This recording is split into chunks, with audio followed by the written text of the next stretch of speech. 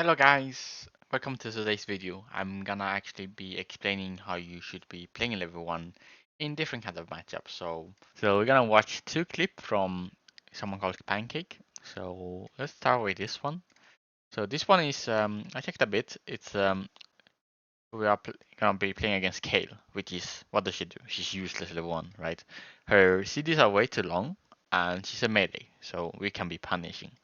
That should be the goal in range versus melee. Most of the time, some exceptions are like someone can gap close you, it can be something like Yasuo. Yasuo is champ that can E on you. In those cases, you want to be playing away from the minion, so you want to be more toward the side. So let's go back to our plan. So level 1, right?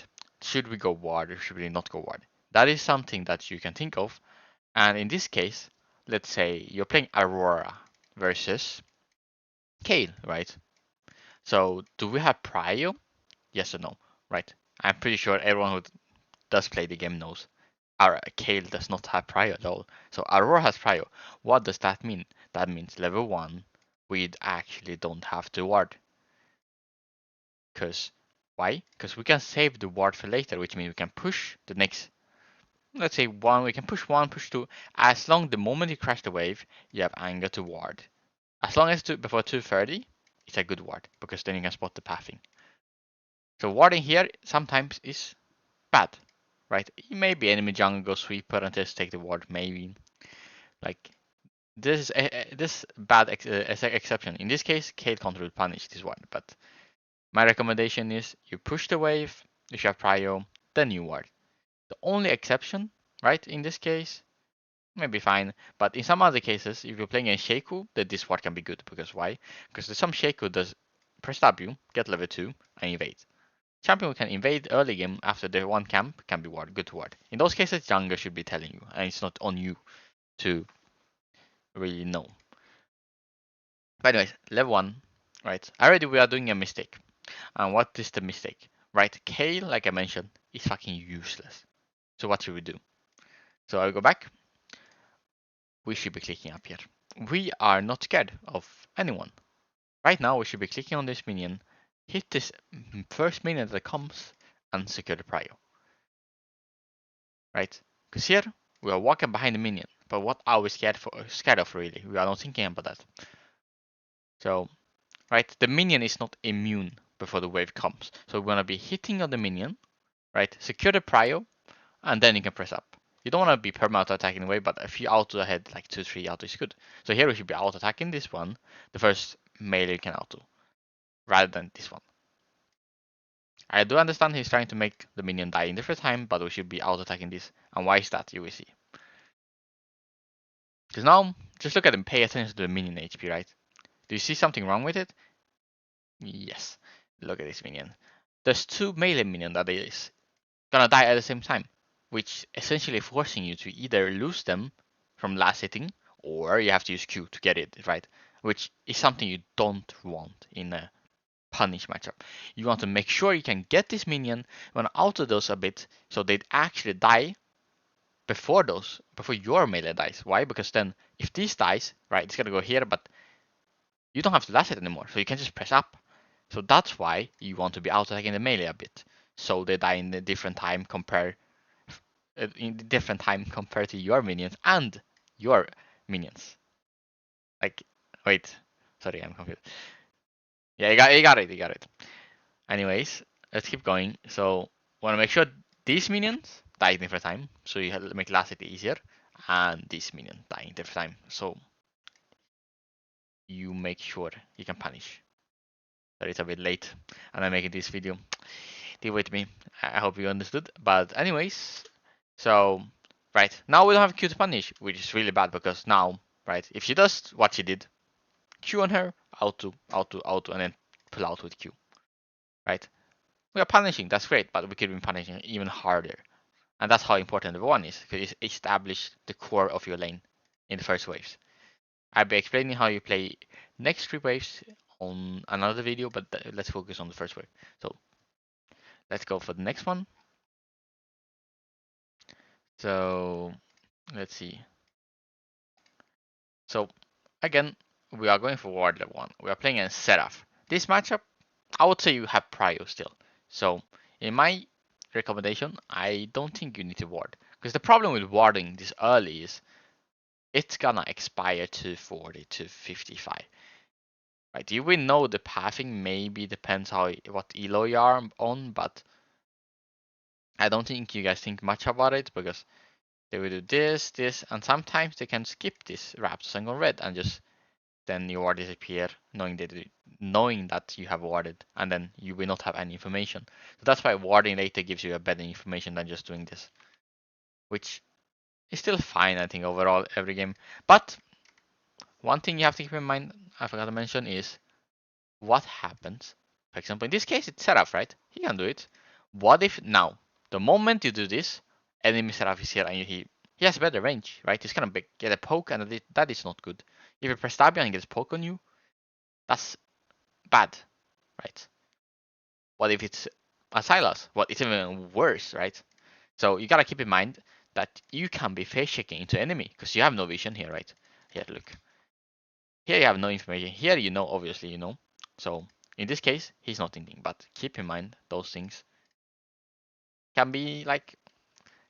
I can see what the fuck did Seraph do. The Seraph.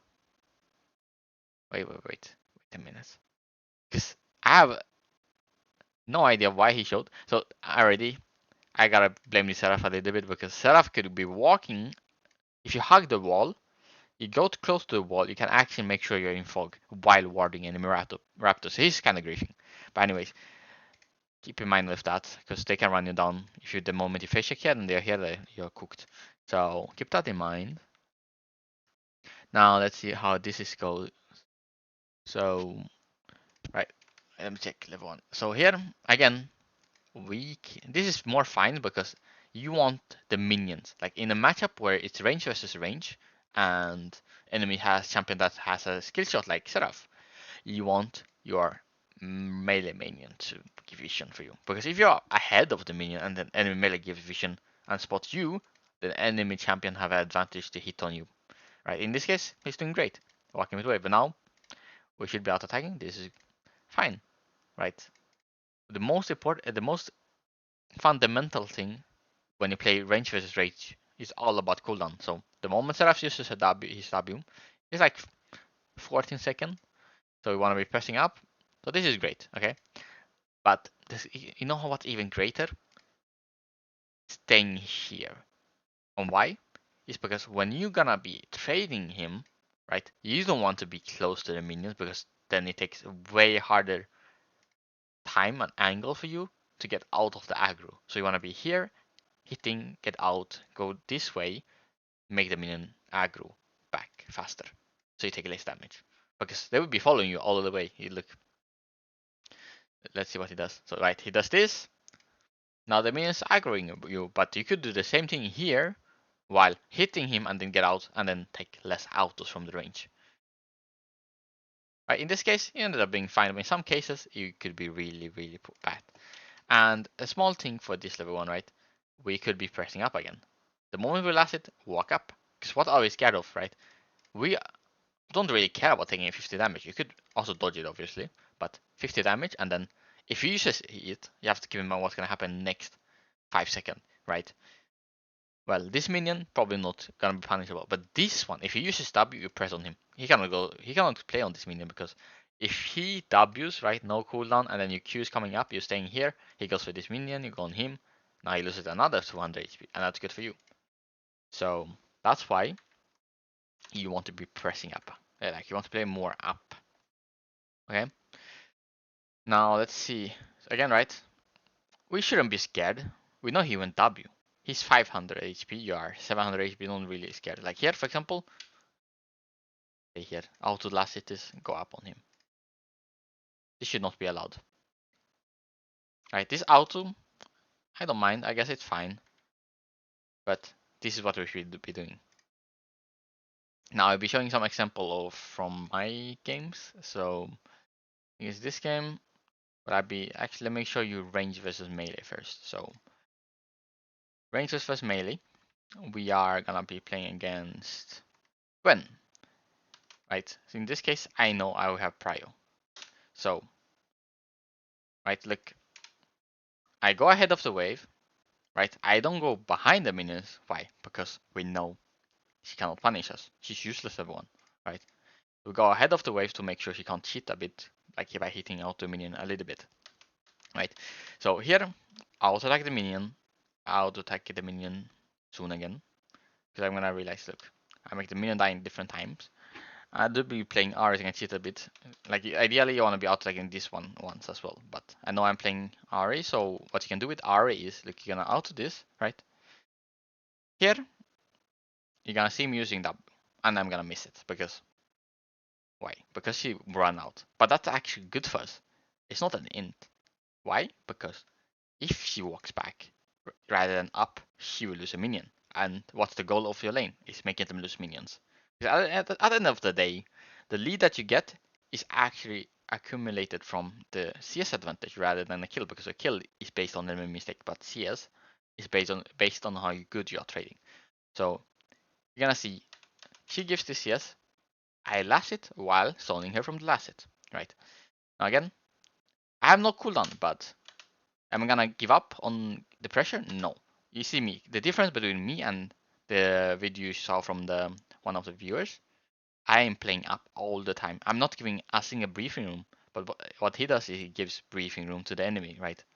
So I'm gonna be playing not too far up, but around my minion, ahead of my minion, right? So we don't give him any window. So in this case, look, I'm gonna last it last second, and well, okay, it was not. Never mind. It was close, but my goal is to do 90s. And for the future waves, I will just explain what happens. I'm gonna keep playing up, play with my level 2 advantage, crash this wave, and then go ward. Right? We see this. I can just even go forward a bit. See? Now we know the pathing of enemy jungle, right? He's pathing to top. And that's why warding late is better. And another thing here, let's see. So we're playing, this one is range. So we'll be playing against Oriana, right? So I'm not really scared that she's gonna do some fast poke with her range. No, it's very slow. So you're gonna see me, I'm gonna be pressing up, get information on Oriana, right? And right, like I said, every range matchup is mostly played around CDs. I'm gonna see me this and question what the fuck is this, right? But this is actually the enemy Oriana's cooldown, so I know her cooldown, so I can play around it. And I type it before the game so I can have an easier time to remember it. So, right, knowing my kit, Oriana is level 1. You might think she's strong, but she's actually very weak. Her Q does like 40 damage, which is completely nothing compared to my W, which is 100. So what I can do is, right, if she tries to go for this Q like this, you see, I utilize my W speed to get W auto and get out. And look at this rate. I got 120 and she got 60. And you see, you're gonna see she's playing upright. She uses the Q, 44 damage. Do we care? Not really. So the main goal is we need to make sure we keep auto attacking the wave. Because level 2 is a very important transition. Here, for example, right, she tried to predict where I go because she thinks I'm gonna last it. And I know that she thinks I'm gonna last it on this minion, so I'm gonna utilize my W to go last it and hit on her. In this case, I didn't really hit, I think. But we did get one auto. Traded autos.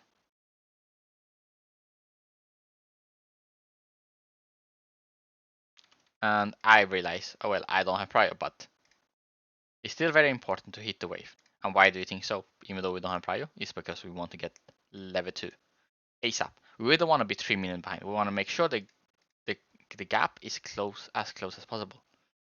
So you're gonna see me hit the wave, right?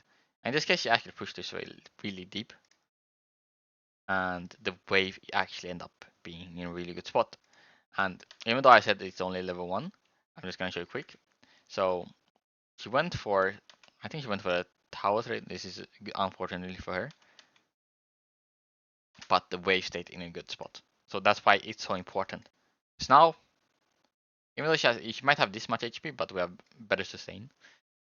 The important part of this is, if she can't crash this wave, she cannot play the game at all, because the wave is in a bad spot, because she can't really extend the trade. I can. and she can't really play on the tower. I can, and she has to be in threat of enemy jungle as well. So that's pretty much it for this level 1 session, and not session, the level 1 review. I hope you guys learned something from it, and I'm looking forward to make more content. I hope you guys can support it by liking it and subscribe if you have not. And that's it. I hope you guys have a good day, afternoon, night, and thanks for watching. Appreciate it. Bye bye. Well, I forgot something. So I have a personal sheet with general matchup tips where you can see what you can play into our starter champion, which is can be Oriana. So not really very good. There's some tips how you play against it, and there's also champion level spikes where you can play around the spikes, and this is item spikes, etc. There's if you wanna be more detailed, that's how I explain every wave, how you play a certain matchup. Some Ari, Aurora, Syndra. Those are for free. All you have to do really just go to my Twitch, right? You type exclamation mark. Wait, let me see. How do I get chat? Chat. Well, there it is. I missed it. You type exclamation mark Ari, Aurora, Heat, whatever you prefer. You have it here. Just click on that, and if you don't have Twitch, right, then in those cases you just click on joining Discord, and then in my Discord is a place where you can find it as well. And well, before I go, I have also this, just why not? I have an RA guy. You can check it out. Like, it does help a lot, for you guys. And that's pretty much it. I hope. No, it's for real. Have a good day and night or whatever you are on right now watching. And that's it, I think. Yeah, good luck with your journey. Bye bye.